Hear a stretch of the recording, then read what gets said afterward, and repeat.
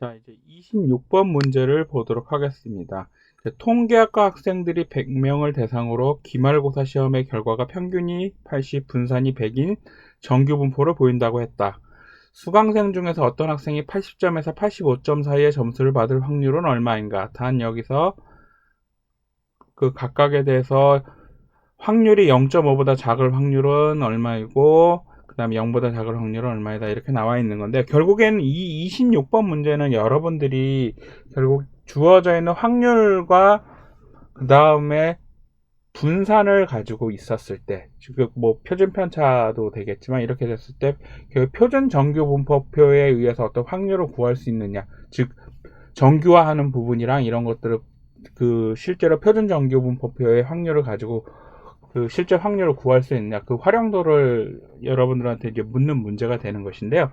실제로 보시면은 결국 정규화에 의해서 여러분들이 식은 이렇게 되는 거죠. 한 학생이 80점에서 85점 사이의 점수를 받을 확률이라고 하는 것은 결국엔 80점에 대한 정규화식이 되겠죠. 그 다음에 85점 기준으로 했을 때 정규화되어 있는 식인데, 결국에 정규화되어 있는 이 값이 하나는 0이고 하나는 0.5 사이니까 결국엔 우리가 원하는 80점과 85점 사이에 나와 있는 확률을 구하기 위해서는 정규화 시켰을 때 결국 정규화 값이 0과 0.5 사이의 값이라는 것이죠. 근데 이미 여러분들한테 결국 주어져 있는 것처럼 0.5보다 작은 확률이 주어져 있었고, 그 다음에 0보다 작은 확률이 주어져 있었으니까 둘 사이의 값이 되는 것이죠. 그래서 0보다 큰 값과 0.5보다 작은 값 사이에서의 확률이니까 아까 구한 게 0.6915가 0.5보다 작은 정규화 확률이었어. 표준 정규 분포표에서. 그 다음에 0보다 작은 확률이 0.5였으니까 이 두 개를 빼주게 되면 나머지 확률이 되는 것이죠. 그 값이 그래서 여러분들이 본 것처럼 약 0.1915 이런 값이 되는 것이죠. 결국에는 여러분들이 정규 분포표, 표준 정규 분포표의 확률 값들을 제대로 이해하고 활용할 수 있는지에 대한 부분이 되는 것입니다. 그래서 26번의 답은 아마 3번이 됩니다. 자, 그러면 다음 문제를 보도록 하겠습니다. 자, 27번 문제입니다. 다음 확률 함수에 대해서 최대가 되는 모수 세타의 값은 얼마인가? 에 대한 문제인데요. 결국 여러분들이 아마 뭐 어느 정도 아시겠지만 결국 1차 빅데이터 분석 기사 문제 중에서 통계에 관련되어 있는 문제들 중에서 결국에는 최대 우도에 의한 모수 추정에 관련되어 있는, 즉 정확하게 얘기하면 로그 최대 우도가 되겠죠. 거기에 관련되어 있는 부분이 되는데, 실질적으로 아마 좀 난이도가 있었던 문제라고도 생각을 하는데요. 결국 여러분들이 아마 기계적으로 통계를 전공하신 분들 같은 경우에는 좀 어느 정도 수월하실 수도 있고, 통계를 전공하지 않은 분들 같은 경우에는 좀 굉장히 어려운 문제일 수도 있는데, 일단은 문제 해설이라는 이런 차원에서 설명을 하는 것은 기본적으로 최대 우도에 관련되는 모수 추정의 좀 기계적인 방법들에 대한 한 가지 예로서 여러분께 좀 설명을 드릴 수 있었고, 실제로 현재 문제에서 주어진 것도 어쩌면 약간 기계적으로 풀었을 때도 그 값이 굉장히 쉽게 좀 나올 수 있는 부분이었기 때문에 아마 좋은 예로서 여러분들께 최대 우도에 의한 모수 추정의 방법 문제가 되지 않을까 생각을 합니다. 그래서 그거를 한번 설명을 드려보면요, 차근차근 한번 설명을 드려보도록 하겠습니다. 물론 많은 분들이 이제 통계를 전공하신 분들이거나 통계에 관련되어 있는 수업을 많이 들으신 분들, 뭐 수리통계 관련되어 있는 부분이라든지 아시면은 좀 편하실 수도 있는데, 그러지 못한 부분들을 위해서 최대한으로 좀 편하게 쉽게 좀 설명드려 보려고 얘기를 합니다. 그러면은 실제로 이제 해설을 보시면 최대 우도에 의한 모수 추정, 즉 로그를 취해가지고 로그 우도 추정을 하게 될 텐데요. 주어져 있는 우도함수에 대해서 실제로 이제 각각에 대해서 각 변수에 대해서 위에 주어져 있는 이 함수 형태에 대해 곱의 형태로서 정리를 하게 되는 것이죠. 근데 지금 주어져 있는 데이터가 3, 1, 2, 3, 3이라는 값이 주어져 있으니까 이 값이 결국 이 로그 값, 실제로 함수에 대해서 대입을 하게 되면은 결국 t 대신에 전부 값들이 들어가는 거죠. 여기 물론 t라고 표시되어 있지만 제가 이제 x로 쓰면 x 그 값이 되는 거니까, 그래서 세타 익스포넨셜의 마이너스 세타, 처음에는 3 마이너스 3 세타 승이 되는 거죠. 그 다음에는 세타의 익스포넨셜의 마이너스 세타 승, 그 다음에 세타 또 곱하기 익스포넨셜의 마이너스 2 세타, 이런 식으로 결국엔 뭐냐면은 전체 이 곱의 형태로, 프로덕트의 형태로, 곱의 형태로 전체 데이터별로 이 위에 함수 값에 대입한 것들이 되는 것이고요. 이거를 결국에는 이 이 우도 함수의 전체의 것을 정리를 하면 이제 아래와 같이 됩니다.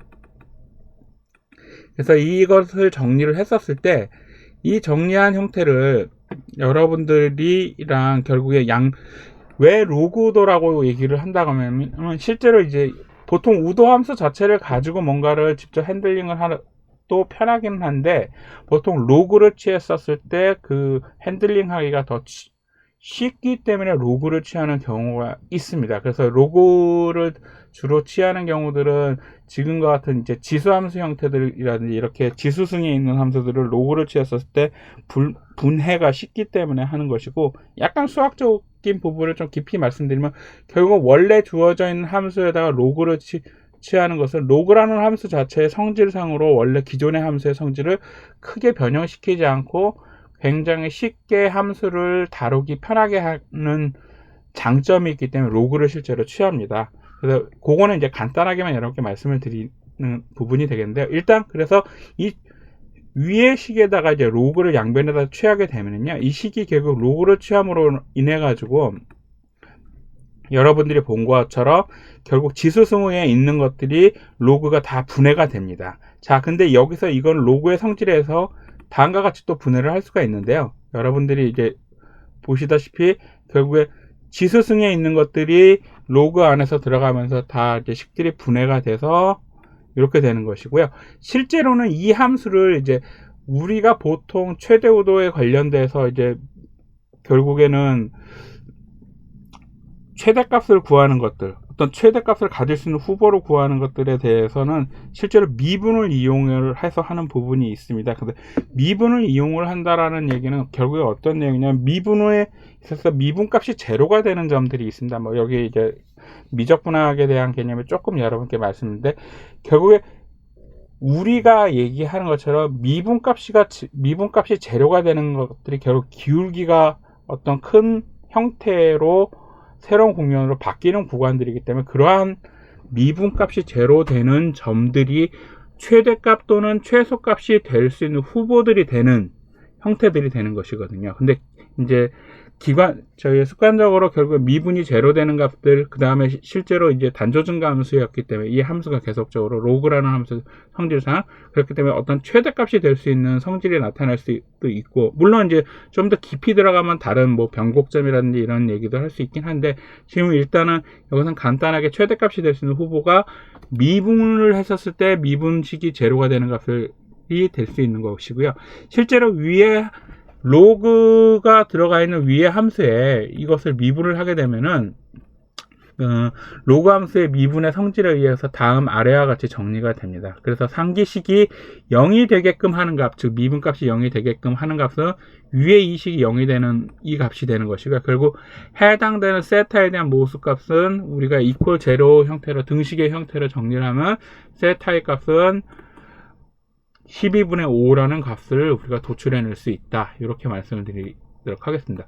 물론 여러분들 모의고사에서 나와서 제가 이제 간단하게 말씀드렸긴 했는데, 아마 앞에 이제 여러분들 교과서 내용에 차례대로 차근차근 어떤 미분의 성질이라든지 이런 것들을 이제 결국에는 약간 좀 쉬운 버전으로 해서 여러분께 설명드리는 내용들이 있으니까 그 내용들을 다시 한번 참고를 하시면은 좀 도움이 될 것 같고요. 물론 이것보다도 좀 이제 복잡한 형태들의 문제들이 나올 수도 있을까? 솔직히 그거는 좀 아직까지는 제가 뭐 확언을 드려서 말씀드릴 수 있는 부분은 아닌데, 아마 이런 모수 추정이라든지 이런 부분들의 문제들이 좀 상당히 어려운 문제의 스타일이 아닐까, 이런 것들은 좀 말씀드려보도록 하겠습니다. 자, 그러면 다음 문제를 보도록 하겠습니다. 자, 28번 문제입니다. 다음 아래의 산점도 그래프의 개형과 맞는 피어슨 상관계수의 유형은 어떤 것인가 하는 문제인데요. 결국엔 여기서 피어슨 상관계수에 대해서, 상관계수가 결국에는 뭐냐면은 서로 음의 상관관계를 갖는 그래프의 대표적인 형태를 취할 수가 있는 부분이 되겠죠. 이 부분들은 보시면요. 음의 상관관계를 취할 수 있는 부분들이 되는 것이고요. 그래서 실제로 이렇게 됐었을 때 음의 상관관계를 나타내주는 그래프의 개형으로 피어슨의 상관계수는 결국에는 로우의 값이 마이너스 1과 0 사이 값으로 나타낼 수 있다는 거죠. 그래서 여러분들이 얘기한 것처럼 결국 이 경우에는 우리가 답을 뭘로 할 수 있냐, 바로 3번의 보기로 할 수 있다, 이렇게 말씀을 드릴 수가 있겠습니다. 자, 다음 문제를 보도록 하겠습니다. 자, 다음은 아래에 대한 설명, 29번 문제인데요. 아래에 대한 설명은 어떤 분석에 대한 내용인가? 자, 이렇게 보십니다. 자료의 값 대신 순위를 이용하는 경우의 상관계수로서 데이터를 작은 것서부터 차례대로 순위를 매겨 서열을 순서로 바꾼 뒤 그 순위를 이용해서 상관계수를 구한다. 두 번째, 두 변수 간에 연관관계가 있는지 없는지를 밝혀주며 이상점이 있거나 표본의 크기가 작을 때 유용하다, 이렇게 말씀을 드리는 예제가 있는데요. 바로 29번에 관련되어 있는 이 보기의 내용이 얘기하는 가장 대표적인 상관계수가 결국 뭐냐면 바로 스피어만 상관계수입니다.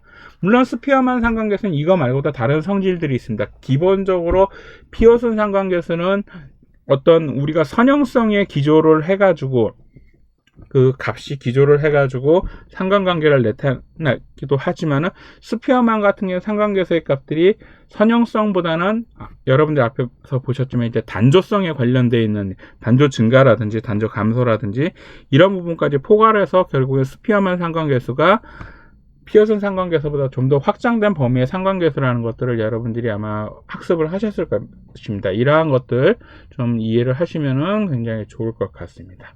자, 그래서 29번의 답은 바로 2번이 된다라는 걸 여러분께 말씀드리도록 하겠습니다. 자, 그러면 다음 문제를 보도록 하겠습니다.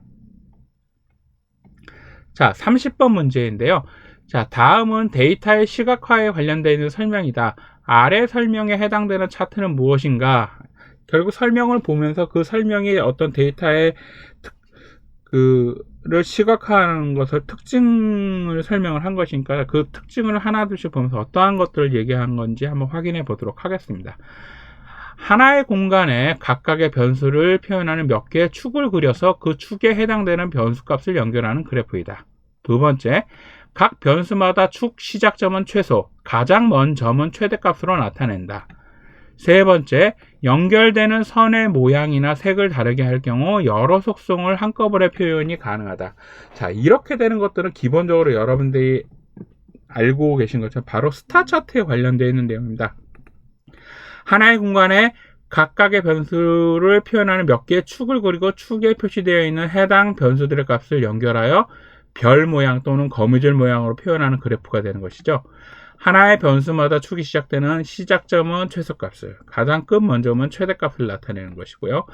값이 적은 축에 해당되는 부분이 다른 부분에 비해서 들어가 보이기 때문에 여러 변수들에 비교해서 부족하거나 넘치는 변수를 표현하는 데 적합하고, 그 다음에 연결된 선의 모양이나 색을 다르게 할 경우 여러 개 속성을 한꺼번에 표현할 수 있다. 여러 개 데이터를 한꺼번에 표현할 수 있다. 이런 부분이 되는 것이죠. 그래서 30번의 정답은 바로 2번 스타 차트가 됩니다.